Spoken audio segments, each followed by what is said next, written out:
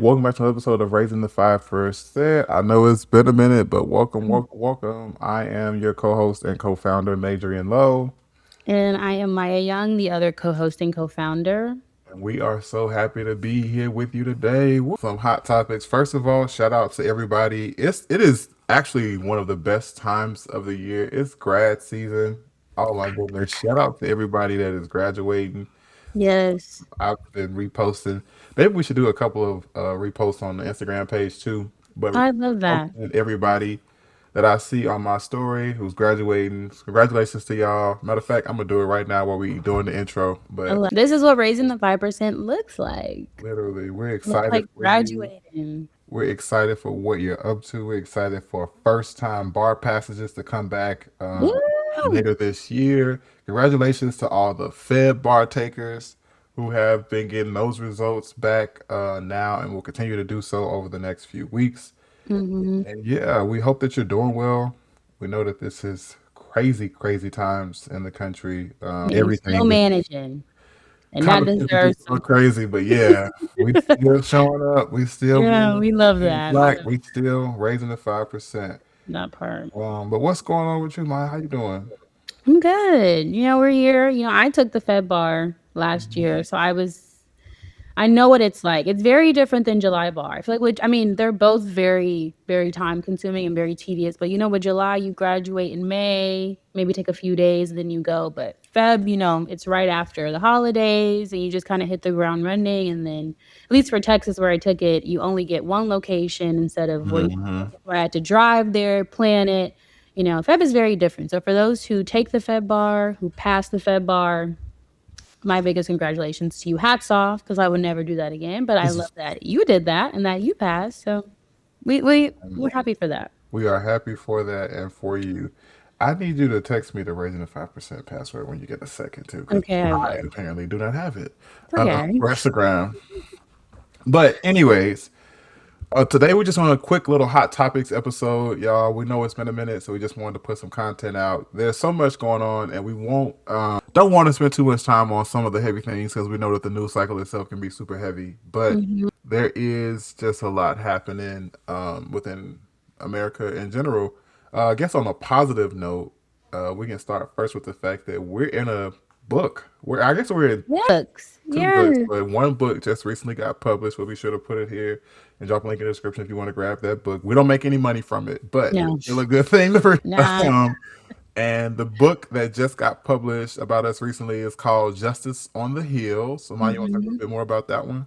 Yeah, so I guess just a little bit of background. So obviously, May and I know each other because we went to college together. We went to the illustrious Prairie View A&M University, located in Prairie View, Texas.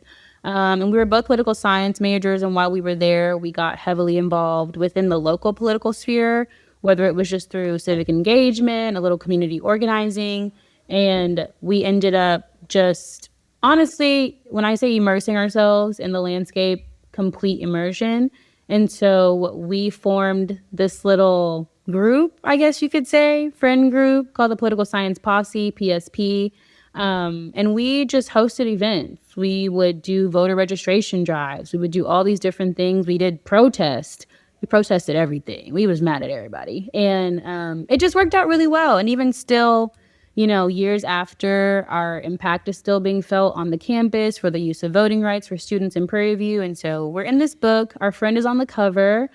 She's also located in the school in the Ruth J. Simmons Race and Justice Center, which is really cool too. So yeah, it's just talking. Well, at least the first chapter in the book is talking about sort of like the formation of PSP, how Mhm. it all Oh, we are happened. chapter one, the political science, Yeah. voter rights, and student activism at Prairie View A&M University by Doctors By Alexander Goodwin. yeah, and it's really cool because the authors of the chapter and of the book are like actually our former professors or were in like our political science sort Yeah, of school of thought. So it was really cool to know that they, I guess, yeah. really thought of us enough to include us in the book Include and us and write really about us. speak of our work. And they've always been very supportive. So it's really cool because I Yeah. remember one time we had to tell one of our professors, we are not gonna make it to your class. Girl, we protesting. And she didn't say nothing. She let us go. She She's like, all showed right. up. See y'all later. See y'all later.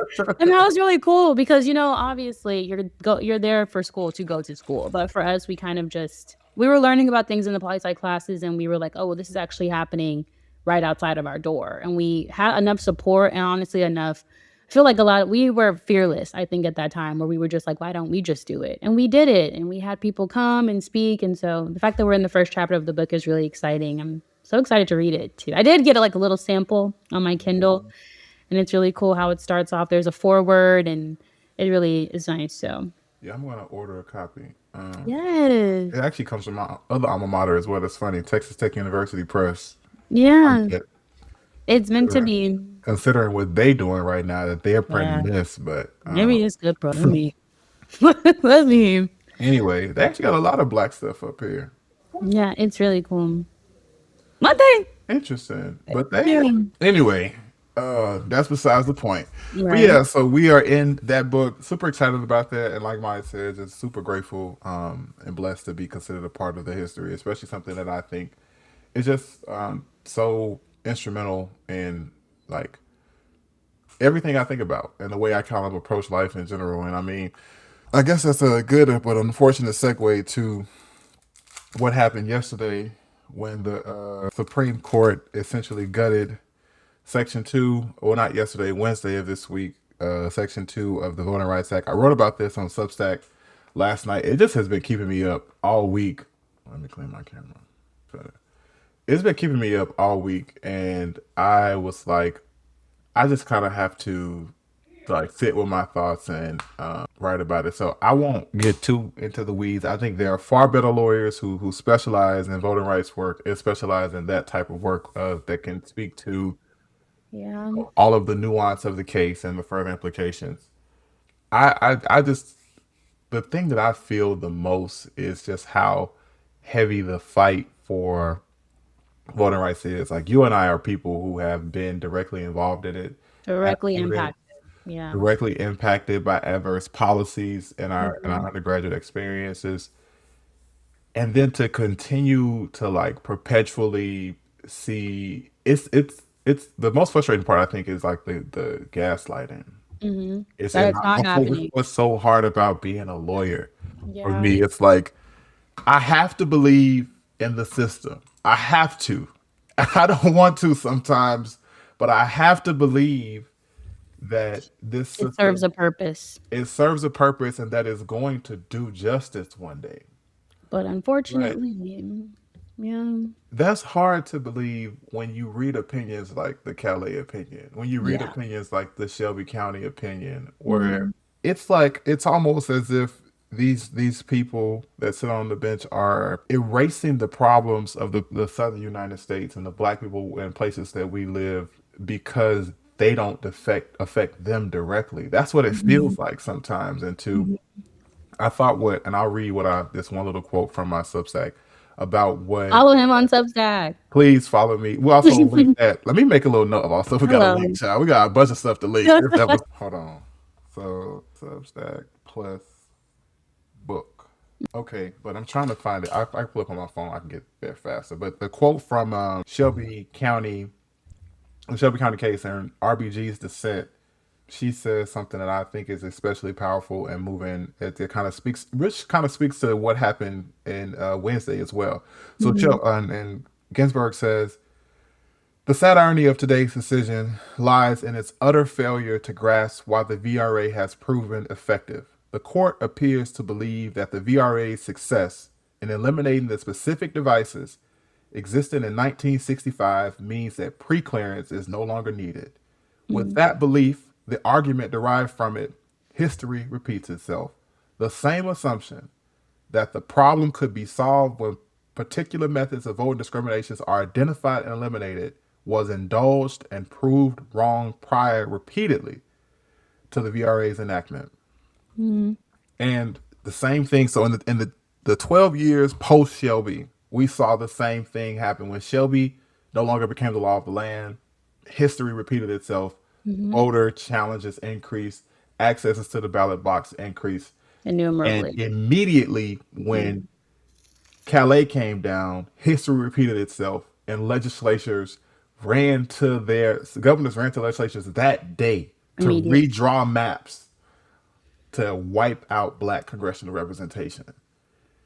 And I, Disappointed and never. yeah, disappointed and hurt. It's frustrating, and it just reminds us like, damn, is there a possibility that in our lifetime we'll live in an America where there'll be no black people in Congress from the Southern United States? You know what I mean? And like, Ultimately, I feel like a counter to that question is like, what good is there if there's representation if there's no access? Like, what's the point of having, black faces in the places, and then the black people who they're supposed to represent don't even have a voice, don't even get in the rooms that they're supposed to be represented in? yeah, It's really sad. I don't know. Walking The and function of the black court. Republicans ain't the answer Yeah. either. I But feel like the function of the court is becoming a bit obsolete. And I think that's wild to say, obviously, as someone who we sat in classes specifically learning about the reason as to why courts even have the power that they do. I mean, Marbury versus Madison, right? Like judicial right, review. We understand, in the articles of the Constitution, why the Supreme Court has the very power that they have to do the things that they do. And yet, when I read this decision, I was like, oh, wow, like this is very interesting. And ultimately, I think like my editor brain went off a little bit because in reading the difference of opinions, you can see the ways in which black folks and black people are actually considered, right? In the majority opinion, they mention black people, but black isn't capitalized. Noticing. Secondly, the concurrent opinion written by Justice Thomas, he uses blacks instead of black people. Noticing. Only in the dissenting opinion with Justice Thomas does she write, or Justice Bacon. Brown Jackson, does she write, and Justice Kagan, does she write black people? And black is capitalized. And so it's interesting to think that the majority opinion considers black people to be people and yet don't think that their issues are as capitalized. The second Right. opinion, the concurrent opinion, doesn't even see them as people, just as blacks. Okay, but that's Justice Thomas, so I mean, are we ever surprised? But only the final opinion do you really talk about the issue of voting rights, how it affects black people, why it's affected black people, and how this decision is only going to ultimately hurt them more. And so that's where my mind went. It's just like how interesting that is, that even in the highest court, there will always be some sort of exclusion. There will always be some sort of denigration Yeah, towards black people. It's literally Afro-pessimism in real time in our court of law. And I think that is extremely scary because if that's the Supreme Court, then what does it say about other courts, about lower courts? yeah, and it's equally, I think a lot about that. I'll insert the Barbara Jordan clip here from when she was testifying against a Supreme Court pick in the 90s. Let me put a note of that too. But she was essentially saying that the Supreme Court has been the preserver of black people, minority people, the unprotected right in our country for years, and we're entering a time period where that just is not true for us.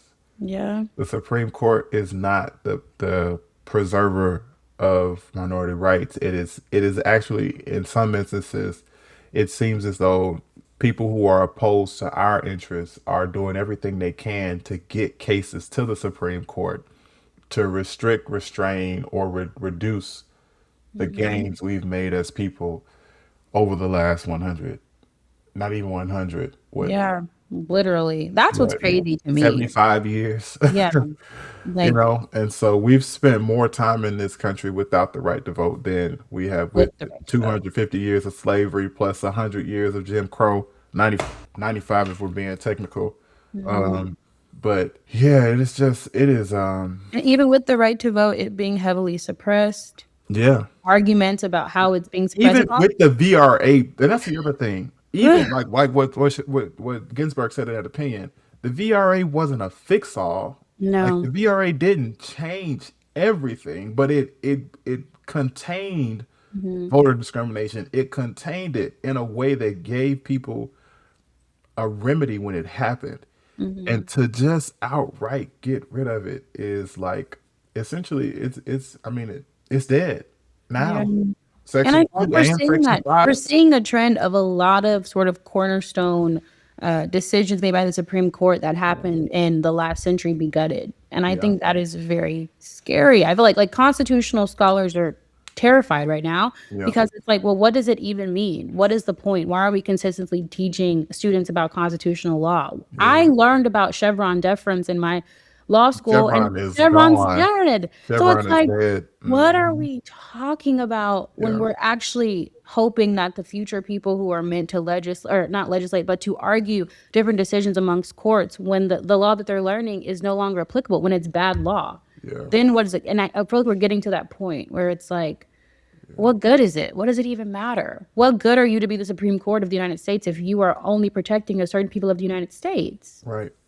What's the point? What is your function? And one thing that I always think about is like, I wonder how much of our understanding of the law and like its applicability comes from our bias and just from our Experience. experience of being black in this country and understanding the history of black people. So, do you think? I know they feel this way, Right. I know what you're going to but ask. I'm trying to figure out if it's rational.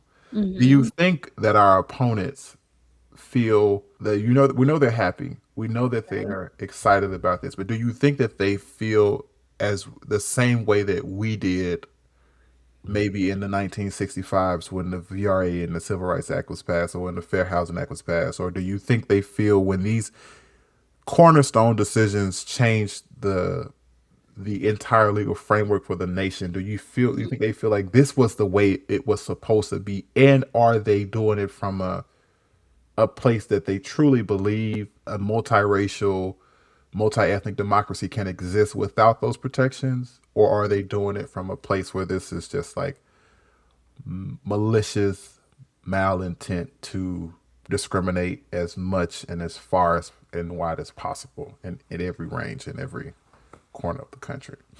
You know, I think that's a loaded question because I think for me, I think racism and prejudice is pretty straightforward. I think it's something that whether you, because I think the argument that people say, well, they have, insert non-black or insert non-white sort of experience here. They have this friend or they have this or they're married to this person. What does that have to do with the fact that they think that you should be subhuman to them and that you don't Right. deserve rights? What good is it that you have some sort of companionship?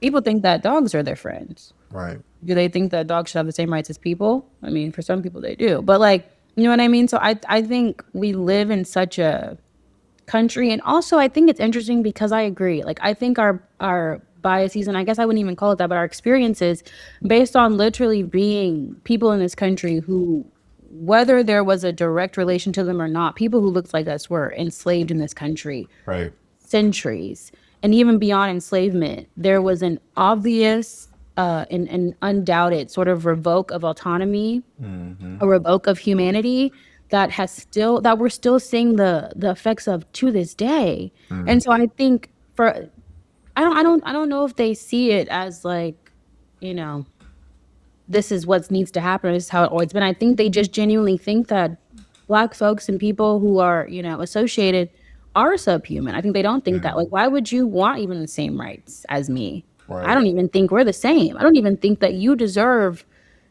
anything. I think that's why we've seen like affirmative action be gutted. I think that's why we've seen all the various things because they don't even think like, why would you need to have autonomy over your You don't body? deserve the same freedoms that I do.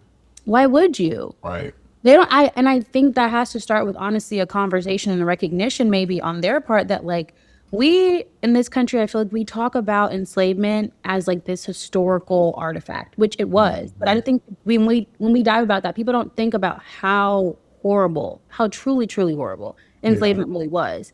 To think that not And only everything that's like that and it everything. affects today. And there's an author, Joy DeGruyer, I think is her name. She talks about post-traumatic slave syndrome, and it talks about how enslavement literally impacted the way in which people parent, and the way that they interact with other people, and the way that family and generational trauma happens, like all these different things.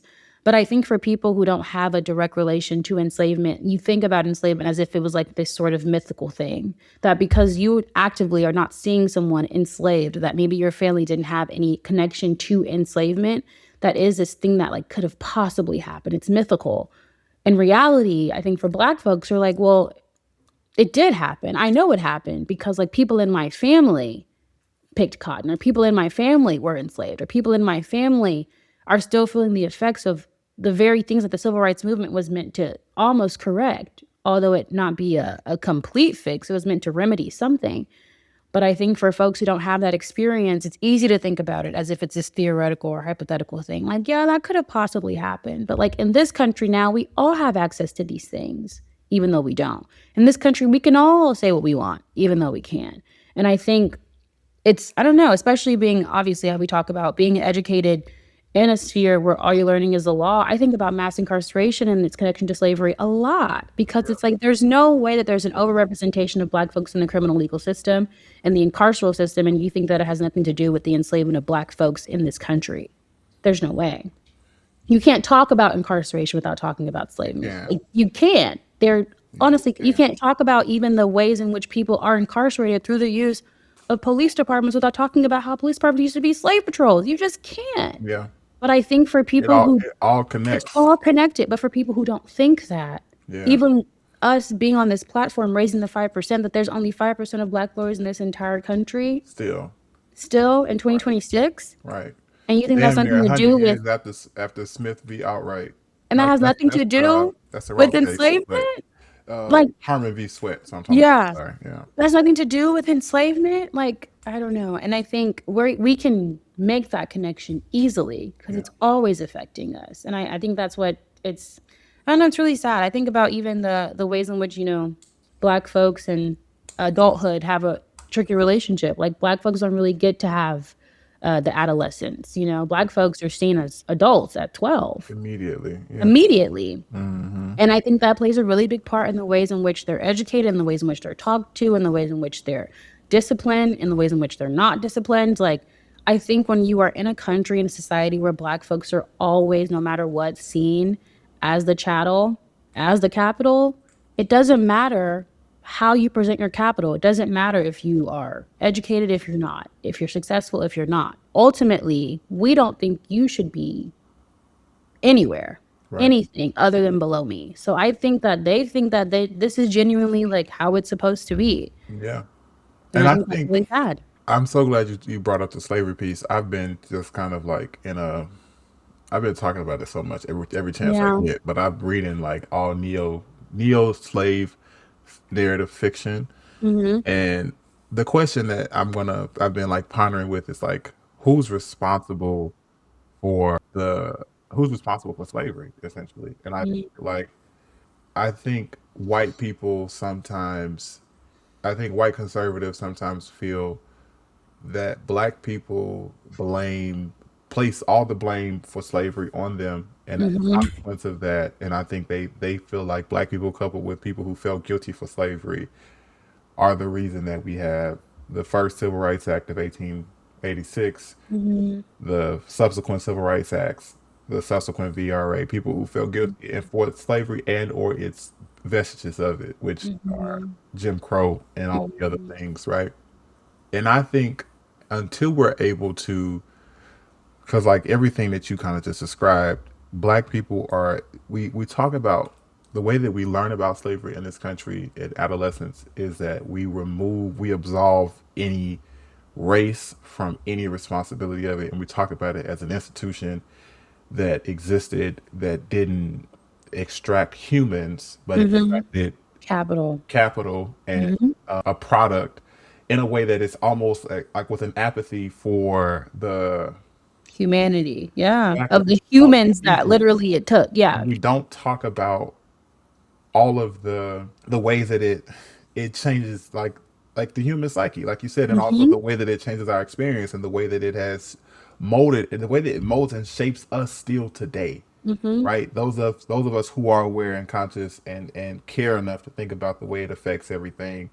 But I think if we were to approach it from that standpoint and teach everybody about slavery in that way, if everyone was required to really read and like Toni Morrison says, rememory, not remember, but like Mm-hmm. rememory, like immerse yourself in the memory of what it meant to be enslaved, of what it Mm-hmm. meant to be thought of to be less than human, Mm-hmm. to be other in a way that not not only segregates you but places you beneath.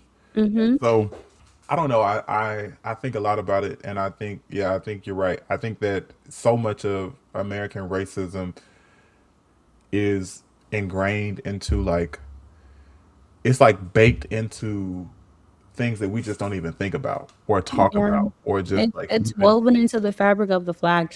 I mean, I think what I think about too is that America was supposed to be the new thing, right? I Yeah, mean, obviously from a colonialist standpoint, America was supposed to be the we're free and we're independent and all these different things. I mean, like there's a book called My Grandmother's Hands, and it talks about how even the colonialists that came to America, they thought that they were escaping like trauma and pain, that they tyranny. themselves had seen extreme subjugation, they had Yeah, seen extreme trauma, extreme murder yeah, by people who looked like persecution. them, Hmm. persecution, and they thought that is horrible. Yeah, We need to leave this place and we need to sort of create our own thing so that we can everyone can be equal. yeah, And then you see 250 years later about that actually that they did the same yeah. exact thing. I think that's scary because ultimately I think humans are the human condition is that. The human condition Yeah. is to other people, I unfortunately. think it's on purpose too, because even Yeah. when they came here, they still faced the segregation amongst each other based on Yeah. religious classes and stuff like that, and then ultimately they created a new way to segregate, which Yeah. became race. Yeah. Right? I think a lot about Bacon's Rebellion and how it included black people and white people, but after Mhm. that, they said basically that if you are white, you can kill a black person for any And reason, nothing. Mhm. and you won't. There's no punishment for it, and Yeah. that created, a sense of superiority, and Mhm. a sense that even if you are the lowest of the low of white, Mhm. then you are better than You are someone black, better. and so And ultimately, people oppressed want to be. And I think that has to be a recognition too. It's the pedagogy of the oppressed, right? A lot of people who are oppressed don't want to no longer be oppressed. I mean, they do, but ultimately they want equality. That if right, I feel like you are oppressing me, I want to be equal to you. And if that means that I'm be equal to you, I can oppress someone else. yeah, I'm taking that over the eradication of oppression completely.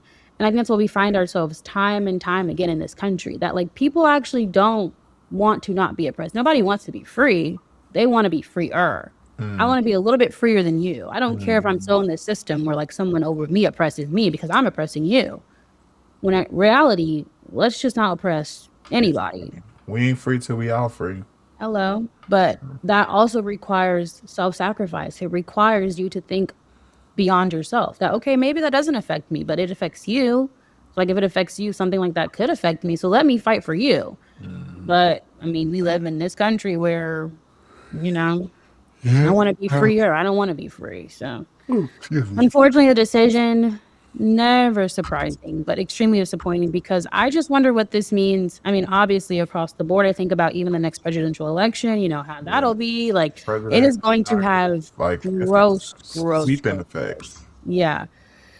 Very, very grave disadvantages. And it's interesting to see the United States kind of turn into a shell of itself. I'm Yeah. almost like terrified and intrigued to see what will happen in the next coming years of Yeah. what this would just mean for, I mean, everything, all things. But yeah, Yeah. So, mm, anyways, mm. well, How do we pivot from? How do we if pivot we go from? to worse, Woo! something a Yeah. little less was also very gruesome. I don't know if you've been keeping up with the David trial. Yes, the Yeah. singer.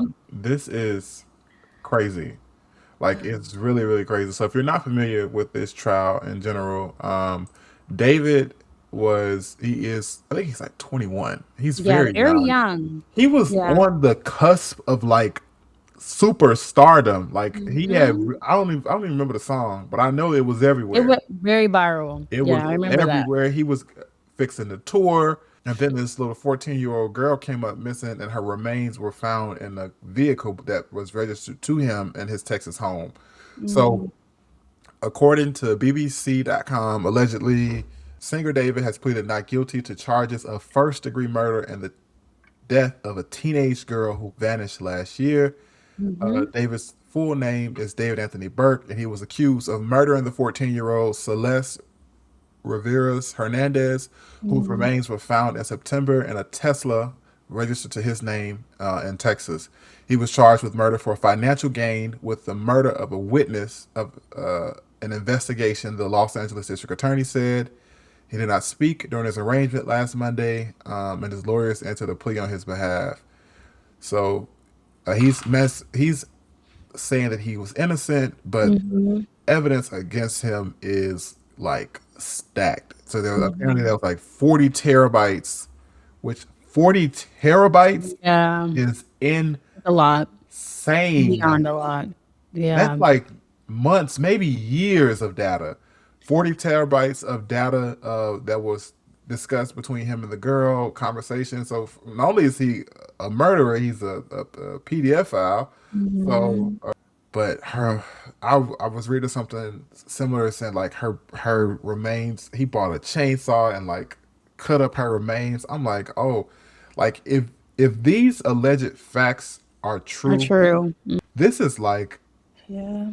that's past just murder. This is something because he was operating like and singing songs like more like Normal. almost it seemed like he was mourning her. It was Yeah, getting I saw a clip where he was getting interviewed on a podcast, and he was like briefly talking about the relationship between him and his mother, I think, where Mhm. he was like, depending on how she reacts to things, I know whether it's good or bad. And he talked about his outfits, but then he said, I played her a song and I was talking about killing people, and she said she hated it, and that's when I knew it was really good, and I released it, and it went viral immediately, and I was like, oh, well.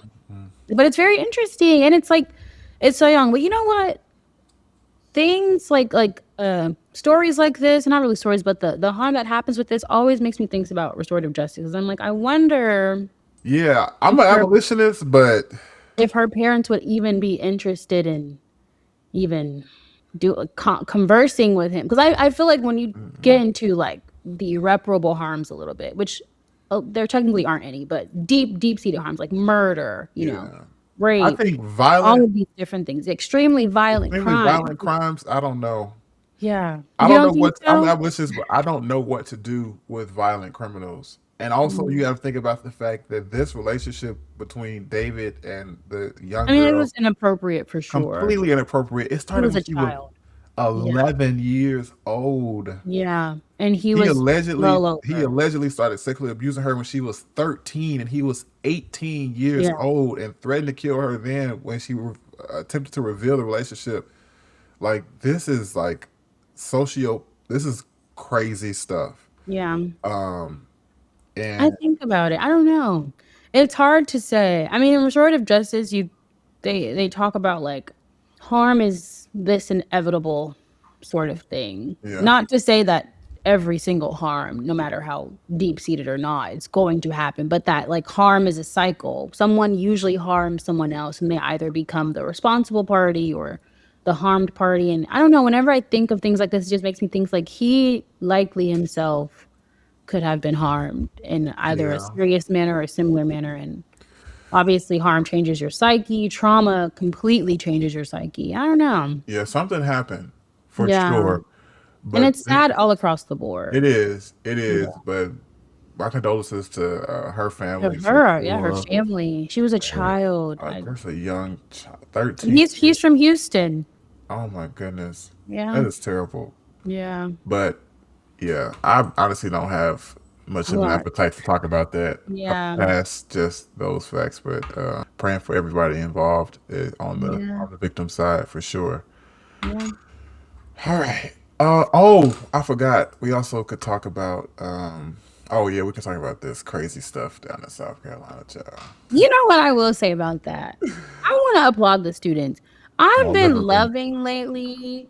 I don't, Oh, it's not new, but like students who have been using like their voice to go and sit in them offices or like walk mhm. out them classes and sit outside. It's like, I love that. I don't know what it is in me, but I love it because it's It's a like, yeah, little you. I think it is because it's Mhm. like, yes, y'all are galvanizing y'all's power for a common goal. Like And that's exactly the point, and they it got her worked. removed. Yep. Yes, and it worked. Also, Yeah.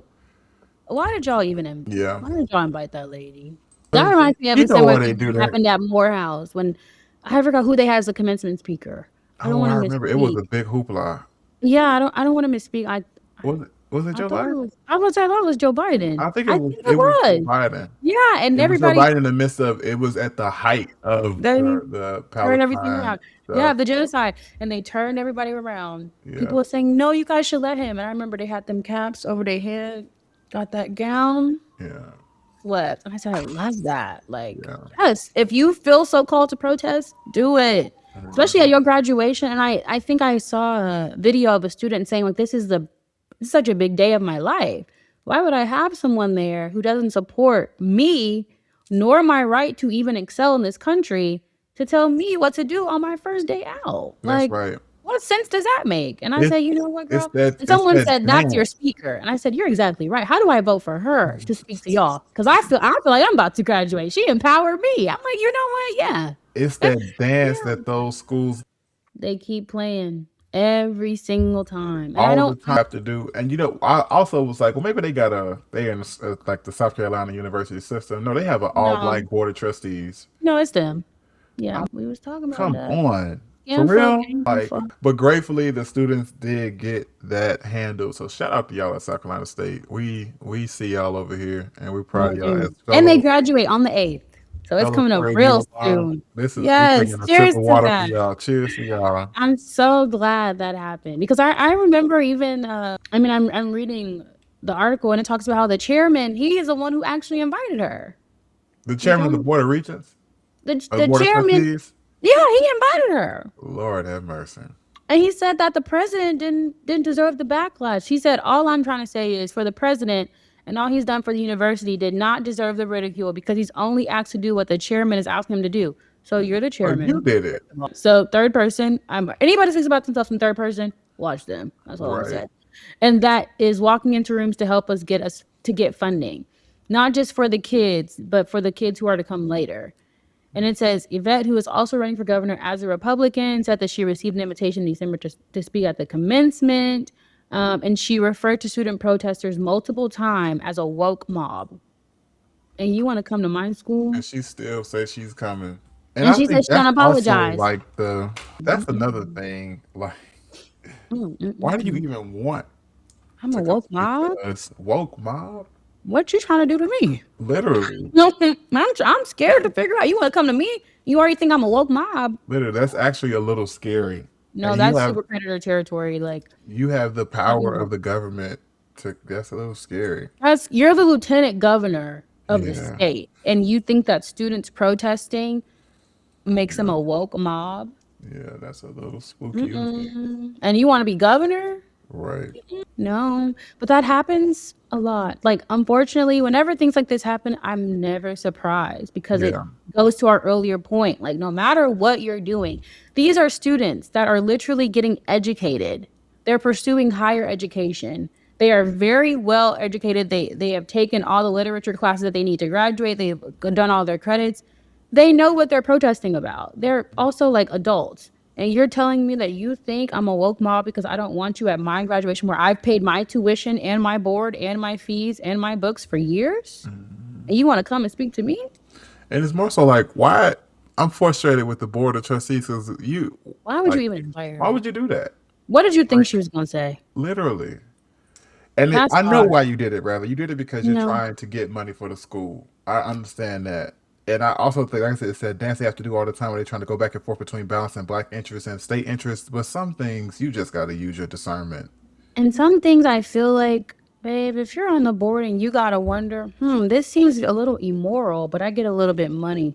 I got to ask myself, what Right. good is the money if I've lost the very If I've people lost the people that keep the doors open, that I'm supposed to be giving the money to? You talking about this for the kids for later. Why would come on anybody now. want to keep coming if I know that you are going to consistently put other people's interests or your interests above mine? Why Yeah. would I think that's a wonderful school to go to? But I hate that. I hate that black interests always seem to be like the toss up. Like Yep. it's always a compromise. Like, ooh, if it's between preserving black interest or financial gain, I'm going to go financial gain every time. And I think that's sad because it's like, well, what good? What do you stand for? Why are you educating black students if you don't care about their right to receive an education? If you are inviting people who don't think they should even be educated to speak to them? what good are you as an institution? But shout out to the students. I'm very Shout proud out of to you. them, though. Happy graduation. By the time this comes out, y'all would have been graduated. So Facts. love that for y'all. All right, and then our last topic is Yeah. also not good news. So sad. I'm sad because I read the amicus brief I didn't read it. about this. It was pretty it was pretty good. It was like written by it was interesting because I never saw an amicus brief that was like doubly written by like rappers and attorneys. So it was interesting. Yeah, it was very interesting All the rappers involved. because they use lyrics to like determine his. Oh, this is right up your I know. yeah. I literally I saw the amicus brief. I was like, whoa, that's Yeah. crazy. I mean, they did have Killer Mike on there, which, anyways, yeah, James Broadnax. It's really sad. He was executed. Today's Saturday. He's executed Thursday, so that would make it. That was the 30th, I believe, the last day in April. And the Supreme Court, U.S. Supreme Court, denied his final appeal, even though his co-defendant had confessed. He was 37 years old, and he was young. In his final words, he said that he was innocent because he was initially charged and convicted of a double murder. And with that double murder, he was sentenced to death. And he just asked the families for forgiveness in his final words. He said he prayed to God. He said, no matter what you think, like Texas got it wrong, and the facts of the case should speak. And I'll give a little background of. So he was sentenced to death in the 2008 robbery and deadly shooting of two music producers, Matthew Butler, who was 28, and Stephen Swan, who was 26.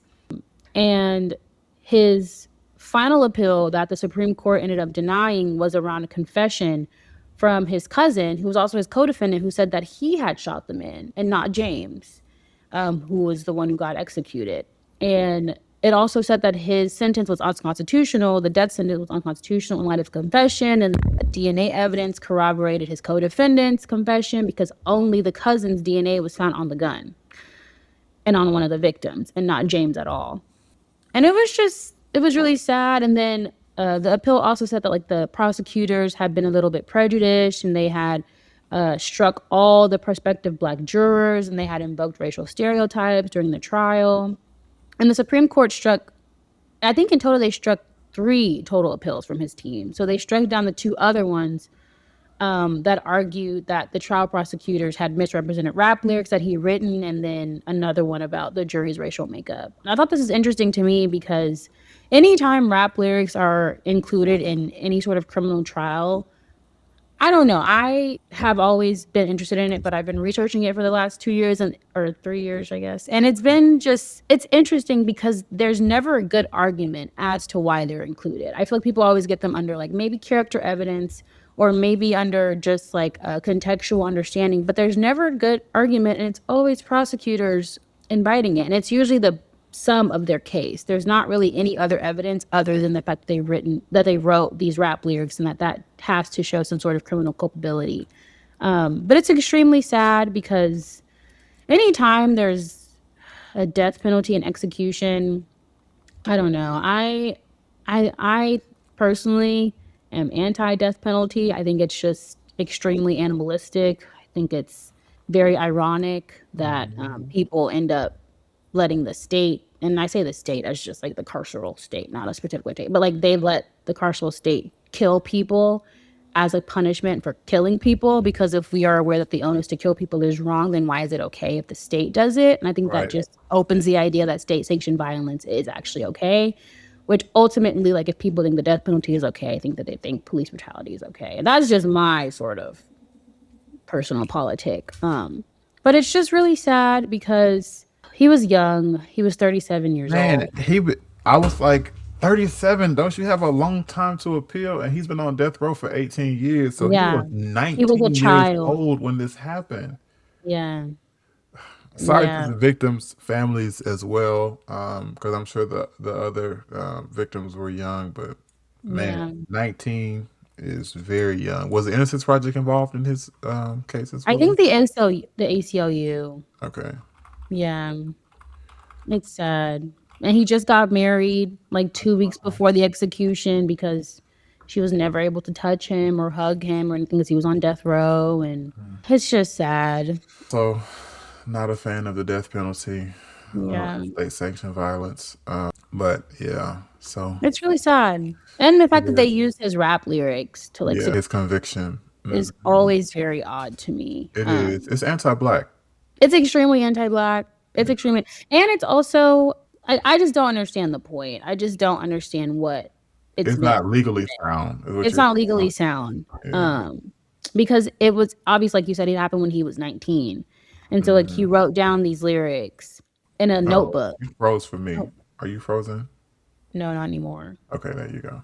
He wrote down these lyrics in a notebook and then ultimately, and it wasn't even just like a rap notebook. It had like job leads in the notebook. Oh, that's Additionally, really it was sketchy. just his notebook, like his personal notebook, and they admitted it into evidence. Wow. Yeah, it was so horrible. And like they chose specific lyrics, obviously, Of but they were course. ones that were in relation to like shootings and Yeah, like and purported it to be something to make it seem violent and his propensity for violence. And exactly. yeah, And the jury was almost all white. So we're talking to yeah, I people who don't saw a even bad have. balance in there too. Yeah.